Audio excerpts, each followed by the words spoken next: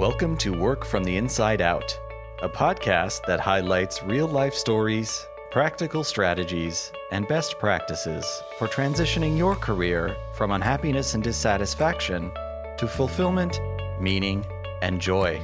Now here is your host, career and executive coach, Tammy Guler-Loeb. Hey everyone, I am so delighted to introduce today's guest, Dr. S.D. Shanti. S.D. is the founder of the World Love Forum, which is dedicated to promoting emotional health and preventing violence and depression by advancing love within families, schools, workplaces, media, and policy. Her mission is to stop what Thoreau called quiet desperation through an integration of science, strategy, and soul. The World Love Forum grows out of her last 20 plus years of work to develop innovations to address the global epidemics of violence, depression, and emotional distress. Early on in her prevention journey, she encountered public health and mental health experts who privately expressed pessimism about the possibility of real change in light of the magnitude of problems. Undeterred, she persevered, overcoming numerous obstacles to develop research-based pilots and proof-of-concept initiatives, which have been peer-reviewed and are now ready for scaling. Her portfolio of projects offer cost-effective solutions to address challenges affecting over 1 billion people. Her early-stage work began in Switzerland and was later incubated at Stanford University. Her innovations have been funded by UNICEF and foundations in the United States and Switzerland. Dr. Shanti holds a PhD in clinical psychology from the University of Vermont, a Doctor of Dental Surgery degree from Northwestern University, and a Master's in Public Health from Harvard University. She is also an ordained interfaith minister. Please join me in welcoming Dr. S.D. Shanti. Welcome, S.D. Thank you so much, Tammy. It's an absolute delight to be here with you. Thank you. I am so happy to have you, and thank you for joining us from your home office in San Francisco.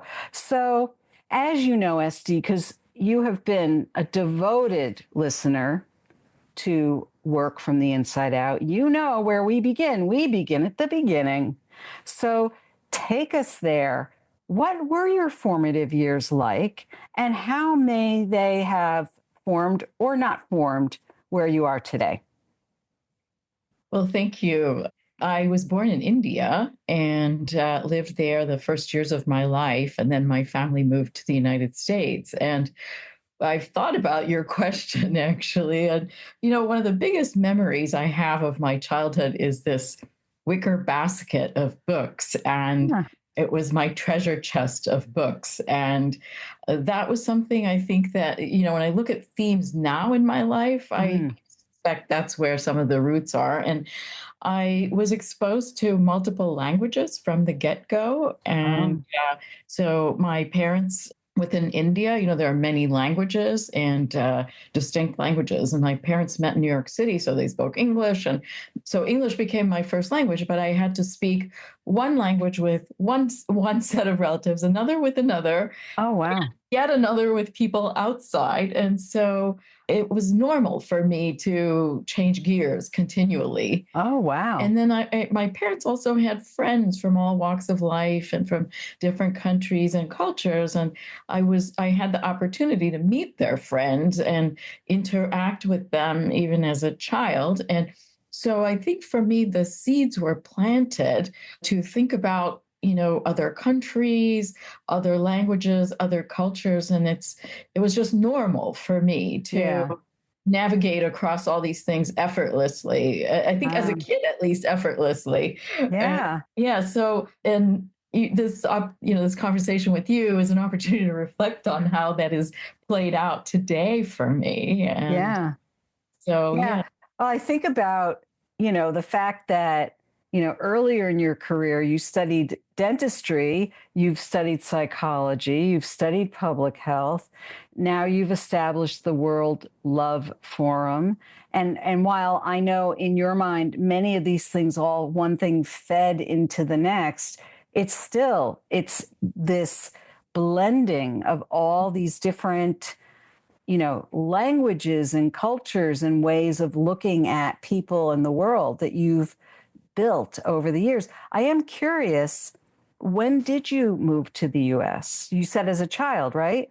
I was 9 years old. And Oh, one okay. other thing, too, about my childhood, I was exposed to, well, let's call it suffering. I was exposed to poverty. I knew that my father would go work in a hospital serving the poor. And it was just something I was raised with, this understanding that there are these problems in the world, and it is our duty to strive to help people.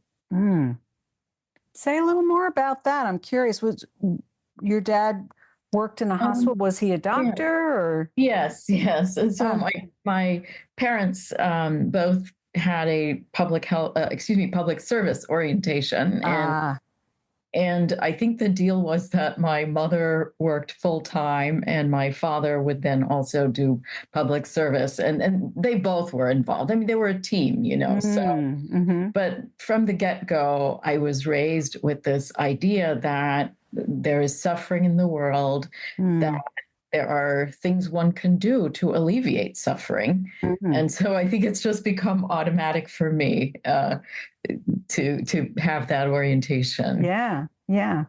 And yet, I've known you for quite a while now, and I know that's true about you. And yet you always bring a very positive way of looking at things and looking at what's possible and looking at ways to solve problems. So it's not a depressing perspective on suffering as much as recognizing that there are problems, people are suffering, and yet I've always had the feeling that when you look at those things, you're always looking at how to resolve them or not just move beyond them to go past them as much as to move through them in ways to help alleviate or prevent them as well. I know prevention's been a big focus for you as well.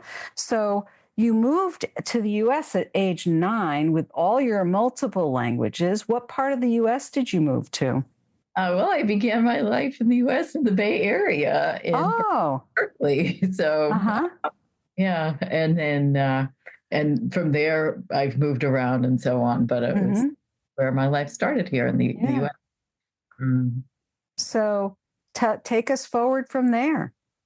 Well, I'm not sure. I don't know if there's anything really dramatic to say. I arrived in America, and there was the America I had seen in movies and books and so on, and then there was the reality of what was going on. And I think what stands out for me is the kindness of our neighbors, of friends, and just I think there's always a sense of discovery and joy. We would come to San Francisco, for instance, to the museums on weekends and, or Golden Gate Park or whatever, the zoo. So I think it was this idea of discovery for me and new adventures and new things. Of course, there were challenges as well, but somewhere the idea of discovery and learning and exposure to new things was the leading theme.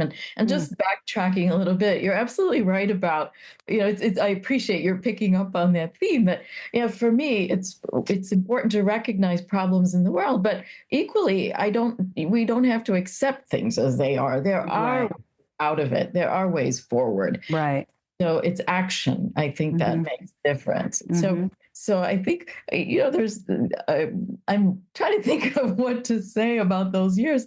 I think the best would be to say I kind of fast-tracked to high school. And and I found high school to be kind of sort of okay, and I had the opportunity to attend college as a trial program between 11th and 12th grade. And I had enough credits to finish high school by 11th grade. So Wow. I did the trial program and I said, well, I think I like college better. And somewhere I think this theme of learning knowledge and discovery for me is really exhilarating. And Yeah. you talk about work from the inside out. And I think that's one of the things that sparks me. Yeah. It's the possibility of always learning new things. Mm-hmm. Where did you do the college? Where was the college experience that you did through high school? Oh, it's Southern Illinois University in Oh. I happened to be at that point, we had moved near Chicago. And Oh, okay. so it was just a random thing, I came across and I said to my parents, maybe we should try this. I should try this. And Wow. so that's a theme, in reflecting on our conversation, how there are serendipitous events Sure. that we run into people or someone makes a remark, Yeah.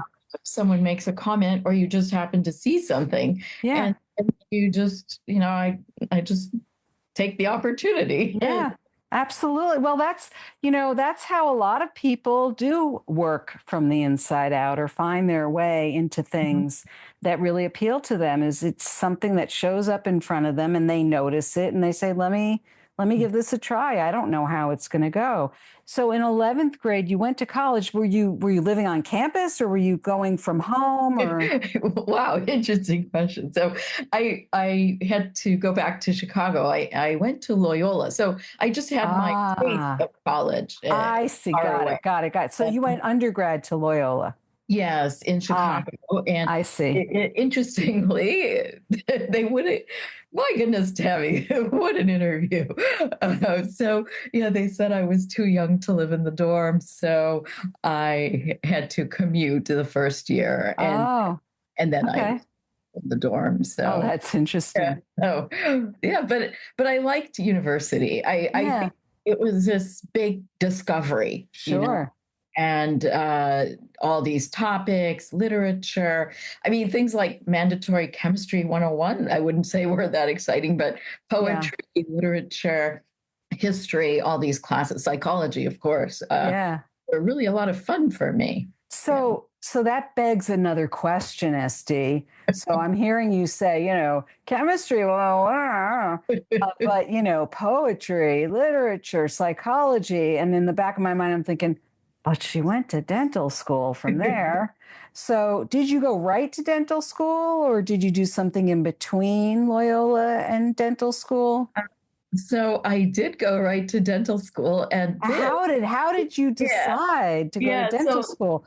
How did that come about? Because I'm hearing poetry and literature and, social sciences, humanities. So indeed. Fill in those gaps for me. So that's where offhand comments come in that, so when we think about people's development, their trajectory and so on. Yeah. So there are a few things that at least were influential for me. Yeah. So I loved psychology from the get-go. And I don't know why, but I love psychology. I always did. Yeah. I have come to love dentistry. Let's put it that way. Yeah. And, I do. And in dentistry, it's the people. The interactions with people, teaching students. I really love that part. So, I come from an immigrant family. There was this expectation that you go to graduate school, you have to get a profession, right? And like a limited number of things usually. So it's engineering, medicine, accounting, right? Things like that. Yeah. So I thought I would go to medical school, but when I was about 15 or 16, one of my so there was one of my father's colleagues. She said to me, a woman physician, I met her, we would meet on weekends sometimes for barbecues or whatever. And I have no idea why she said this to me, but it really stuck in my impressionable brain. She said, you should be a dentist. The hours are better. Don't be a physician, especially if you want to have a family. Oh my goodness, that's so funny. Yeah. So and I filed that away. But then also in college, as I got closer to finishing, I Yeah. was a psychology major with a minor in biology. Oh, okay. And yeah, and the biology minor was to, to do the pre-med, pre-dental Hmm. back or whatever. But this somebody, some random classmate, schoolmate, somebody said to me, "Oh, you're never going to get into a PhD program in clinical psychology. It's too difficult to get into." Well, it is difficult to get into. And, so I had to sort of give up that idea. And again, when we're young, we're impressionable. Yeah. So And you had to give up that idea because somebody else told you it's yeah, too hard. yeah, and I thought, okay, but okay, there's dentistry, and it'll make my parents happy. Yeah, a lot of people make decisions that way, right? At Uh, that time in their lives, they're trying to please other people, right? exactly. And someone once asked me why I did both. So I'm gonna say that one is more like an arranged marriage, and the other is a love marriage. I But love it. over time, I have grown to love both. I mean, I love both. Oh, Each offers me something different, sure.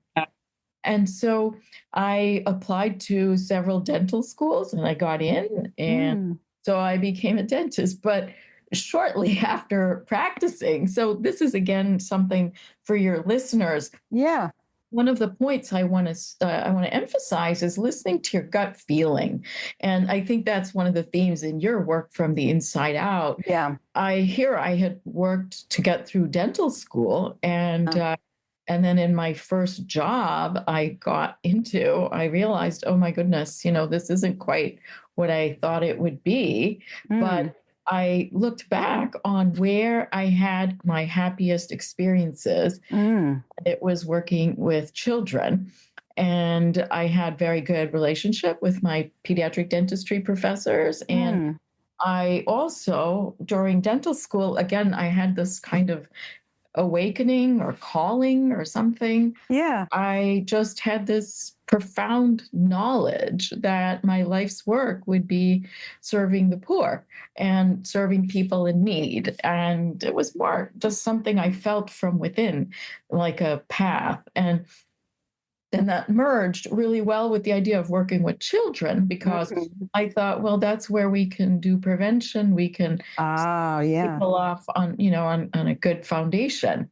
So that's where then public health and pediatric dentistry merged. Oh, okay. And I had the good fortune to study at a program to train in pediatric dentistry at University of Rochester, now Eastman Dental Center. Oh, And that's where I really came to love dentistry as well, oh, by specializing and being in this rich environment intellectually. uh-huh. And from there, I went on to also specialize in public health. So in dentistry, I'm a dual specialist in public health and in pediatric dentistry. Oh, that's And wonderful. well, thank you. So, and as to psychology, it was always there, Yeah. always there. And Yeah. I fast forward, so I went into teaching. I was an assistant professor of pediatric dentistry at the University of Pittsburgh. Oh, And there I had all this technical education, but I kept seeing over and over problems in children. And on the one hand, I had this technical education, but I thought something is missing. Why are we seeing extreme in disease? And mm. there's a particular kind of dental caries that children get from feeding, excessive feeding from the bottle, things like that. Oh, right. Yeah. And that intrigued me because, again, here you go. It's that theme of suffering. I thought, well, it's a form of suffering that's preventable. And Right, right. what exactly is going on? So, to your work from the inside out point, I did a wild and crazy thing. I applied to PhD programs in psychology because I Hmm. wanted to understand behavior. And Yeah. so I started from scratch. And at one point, one year, at the beginning of August, I was still Dr. So and so. And, faculty member at the end of the month, I was grad student, which in some places is like pond scum. Oh. I became So you mean, in other words, you went full time as a student rather than, because I know what some people have done, even with grad school, is they continue to work and then they yes. take night classes or whatever they're doing. But it sounds like you went full on. Yes, and I think at that point my love of psychology really came to a head. I had been Yeah. reading a lot and so on, and yeah, and it's funny you say this because at that point I didn't see a part-time option, and usually for clinical psych, it's Oh, a full-time PhD. yeah. Yeah. So, Yeah. and I immersed myself in it, and I was glad I did, but and the funny thing is, I had professors when I got into grad school tell me, some of them said, "Why are you here? Go back to dentistry." Right. And Right. but I think it's the best thing I did, and so again, if I were to talk to, I mentor young people, and so I was thinking, what from our conversation might I want to share? Also, uh, we are often guided by something within, and Mhm. there will be a lot of naysayers around us saying, why do you do this? Right. It doesn't make sense. Right. Things don't always make financial sense either, Right. Right. Right. but there's some other logic that carries us through, I think. Yeah. Yeah. No, I think it's an excellent point. And yet, I hear people all the time say, oh, I can't start all over again. I can't start from scratch. I can't afford this. I can't. And I would say that's a choice. And I'm Mhm. not saying it's the wrong choice. But first of all, you didn't start all over again. You had years of education, years of experience behind you when you went into that psychology program that I am sure helped you navigate the classes, the experience of the psychology program that you would not have had you entered that program without all of those other experiences. I am positive of that. So you're not starting from scratch. Now, from the financial point of view, I'm sure that there were challenges there when you stop working full time and you're a full time student. And yet you made that choice also with your eyes wide open, knowing what you were choosing and making either, adjustments accordingly or situating yourself in a way that you were going to be able to take care of things in whatever way you could. But you knew what you were doing and why you were doing it. And that was a choice that you made. And I think that very often people don't allow themselves even the chance to consider the possibility of doing something that would really be that wholly satisfying for Mhm. them. It doesn't mean that it's the right thing for everyone, but here's an example, folks, of somebody who actually did it and is still walking and talking and breathing and has survived. But I think that for some people, it just would feel like a stretch they couldn't, or a risk they wouldn't want to take. But at the same time, it's not because they can't, Mm. right? So, how long did the psychology program take you? That was 5 years full time. Yeah, yeah, And there's discomfort. What I think for me, one of the big eye openers was the recognition that there is discomfort if you don't change, and there is discomfort with changing. And yeah, so, regardless, there is discomfort, challenge, etc. And what we typically think we're going to stay comfortable, but at what price? When right, does being comfortable become stagnation? right. Very good point. I think there's a lot of stagnating people out there actually who are just staying comfortable in the discomfort of not having made some changes. But then again, some people don't know how to go about making the changes in a way that would really suit them. And so they just sort of set it aside. I see a lot of that. And I hope they'll take a little inspiration from your story and just even just consider or think about what's possible. and think about what really would be something that would really be fulfilling for you. So you finished in 5 years, which sounds about right to me. And where did you go from there when you were done with that portion? Well, I ended up moving to Switzerland. I had always, again, it's one of these things from within. I always had this feeling ever since my early 20s that I would work in public health in Switzerland. Really? Yeah, I never imagined. And may I just say something about stagnation I wanted to add? I don't mean it in a pejorative way at all. And I recognize that people have constraints, people have, if Sure. someone has family obligations and so on. But I would say, look for creative ways to continue growing and feeding Exactly. people.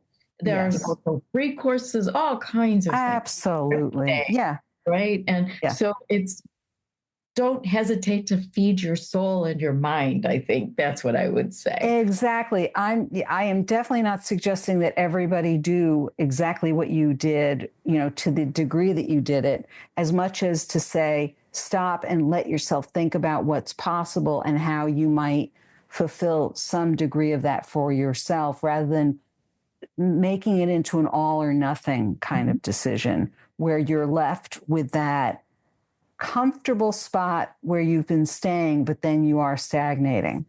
So that's really, I'm glad you made that clarification. So you moved to Switzerland from Pittsburgh? No, from Montreal. So Montreal's where you did your doctorate. University of Vermont, but I did my psychology internship in Montreal. So I have to tell you, where I live today is the 40th place in my life. Wow. Yeah, city, village, everything. If you add them all up, it's number 40. So wow. Yeah. So, and I also happened to do a postdoc in the middle of my PhD, which so makes life more interesting. And so I was a pre-doc on the East Coast in Vermont, and then a postdoc at the University of Washington at the same time. I was able to integrate. So that's a theme also I would like to share, which is integration of different realities, different perspectives, different structures, languages, disciplines. I think when we do that, it opens up opportunities for creative problem solving. And it can enrich our lives. And so from Montreal, I moved to Switzerland, and and there I ended up at the University of Basel, and that's where my life took this course that it has now taken, which is that I came across the Global Burden of Disease report in 1997 that said depression would be a leading cause of disability for people and for women in the world, and eventually for men also. Oh, wow. And that immediately got me thinking about prevention, because I have this public health background. And so for me, the groundwork was laid. And following that, I also came across the data from the UN that violence affects 1 in every 3 women. And subsequently, we now know also, according to the WHO, violence affects 1 in every 2 children.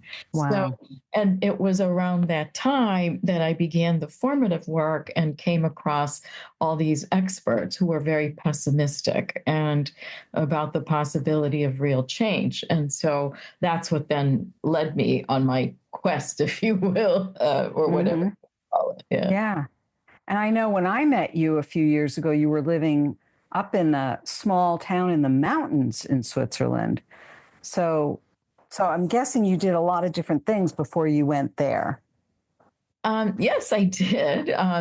So I was, my psychology work, I kind of drifted out of dentistry, and I ended up going further into prevention. And I was back in the States. I had a fellowship at Stanford in technology for humanitarian applications. And so that's where I developed the core body of my innovations there. And I was a visiting scholar in psychology with professors Al Bandura and Philip Zimbardo, who are very well known. I mean, they sadly passed on, but so this turned into an opportunity for me to incubate and really bring together my ideas and put them out which now that laid the groundwork for what I'm doing now. And funny enough, during that time, I was recruited back into dentistry for a position in Geneva to be head of public health at a major dental organization, the FDI, World Dental Federation. And so for me, I mean, I was told there's a lot I should do. I should get back into dentistry, et cetera. And and that began a phase for me of integrating the different areas of my life. And I think so in terms of if someone were following a path, you go into different disciplines, but then there's a point organically where perhaps we can integrate all of it. And that was the kind of job I had always envisioned that I would and I got to work with people from around the world, and I led the public side of a public-private partnership across 28 countries. And so it was really living out the dream that I had as a younger person, Wow. Yeah. Wow. And so you were doing that work in Geneva, and how long were you there for? Well, that's a good question because there were a lot of management changes. And so, one thing that, again, I realize it's not the duration, but it's what the intensity of growth and what comes in. And so there were a lot of, shall we say, administrative changes and that happens a lot. Changes. Yeah. So I was there a year and a half. And from there, but then I got recruited to teach at a dental school back in the UK. So I was the director of an innovative program for dentists to get dental students to get their master's in public health. And that was very joyful. And all in parallel, I decided, I would keep working on my prevention things. Yeah, so that's where one of the things talking about integration came out. I began to pilot this concept I called brush your mind, which is a metaphor for self-regulation.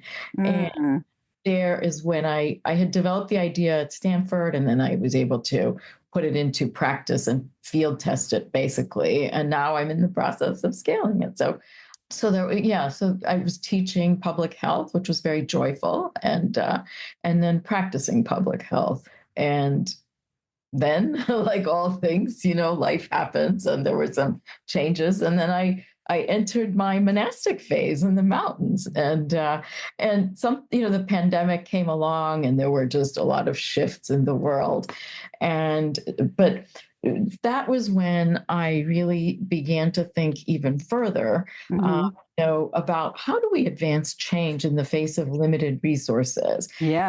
One of the themes in my field of public health and in a lot of public services, I think, is the chronic shortage of funding and support. And so this was a theme for me in terms of how do we overcome barriers? How do we develop cost-effective ways to advance prevention? And I got ready to implement all that, but the pandemic happened. It was a huge shift. Right. And that led me to the idea of love. Right. And so can I talk about how listening to one of your episodes got me thinking about the 80-20 rule? Of course you can. Sure. So, well, for whoever's listening, I'm a huge fan of Tammy. I mean, I'm, as you mentioned, I have been listening to your podcast for a long time. And one day I happened to hear one of your guests talk about the 80-20 rule. And it made me pause and think about, well, what are those most critical levers in life that allow us to live a meaningful life, beyond prevention? And my thinking has also evolved over the years. So it's not just prevention of suffering, but also promoting human flourishing. Right. So that is a theme for me. And I have, I've been influenced, like so many people, by profound losses of people in our lives, important people, my mother, teacher, important teachers, friends, relatives, and so on. Sure. And so for me, I came to this realization that what is that one thing that transcends differences? Mm. And we see the world falling apart, because of differences. And what is the word? It comes to me in Italian, spezzato, like broken, like the fraction or fragmentation. There we go, fragmentation. Yeah.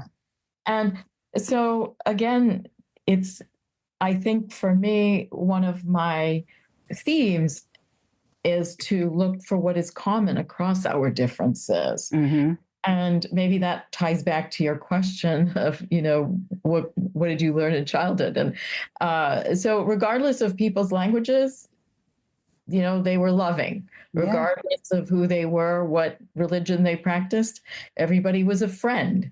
Mm-hmm. And so I think, I have this mission to bring out what is common to all of us rather than what separates us. We need that. And what is our highest common denominator? And, right. And how can people live a life of no regret? And so I think that for me, I would say my work has evolved and gotten multidimensional. So I started out pure science, if you will. Mm-hmm. Yeah. And then with these losses and growth and realization, I also think some of these philosophical aspects of our lives and spiritual aspects, even if people don't believe in God, and you don't have to, but even atheists and agnostics have spiritual needs, I say. And so I have evolved in terms of wanting to promote that as a public health application or intervention as a social good for everyone. So everyone can lead meaningful lives. And so that's kind of what led me now to where I am today. Right. Well, and I love what you just described because it really does paint that picture of integration as, people from different perspectives, but where does that point us to? So tell us a little more about the World Love Forum and how people can find out more about it. Thank you. So there's the website, worldloveforum.org, and anyone is welcome to sign up for the newsletter. And there are different ways to support the work. They can subscribe for my meditation videos, which I began in the mountains and what I call the monastic period. And I also am a mindfulness meditation teacher. So there's that. And I'm just at the point now of getting ready to do the large scale outreach and scale. So on our projects page, we talk about what are some of our distinctive features, and one is entertainment education. And so this is a very powerful way of reaching lots of people and helping them adopt positive behaviors. So if you think about like Mr. Rogers, the television show, that would be an example of entertainment education and modeling. Right. So you can model desirable, positive, pro-social behaviors, and you can also help create a shift in social norms. So this is something, and I have people on my team, dear colleagues who are experts in entertainment and education. And so one of the things that also drives me in this work is that there is so much that we know in research about prevention science, about how to help people live rich, meaningful lives. There's a gap in bringing that information to large numbers of people. Right. And so this is where one of my focal points is the translation and dissemination of research. Okay. And one example of that would be for Brush Your Mind, I created a cartoon. So nobody has to know it's the technical concept of self-regulation, but I field tested, et cetera, but it's an animation that it's been seen in 50 countries. For what I did around that, the American Psychological Association's Public Interest Directorate, they contacted me and said I was succeeding in communicating with the public effectively about these things. So cartoons are one, soap operas are another, for example. And so what I did there, instead of teaching, individuals, like say couple skills training, for instance, Yeah. which was helpful for people to have a Right. framework for how to manage differences and Right. solve conflict and so on in a constructive way. It's not practical to do workshops for everybody for so many reasons. And Sure. so what I did was I taught the material to soap opera writers and producers. Ah. And they in turn had their characters carry out the behaviors. Mm-hmm. And so through this, you can model. And we, in my proof of concept, we were able to reach 20 million people in Ethiopia. And Wow. so this is what I'm gearing up to do, is to bring this kind of training. And one of the projects is to create a core curriculum of Mm-hmm. love and pro-social behaviors and things that support our emotional health. Mm-hmm. And so with that, we can train anyone who wants Mm-hmm. to learn, and especially media people who Yeah. can start to put it into their entertainment. So, Yeah.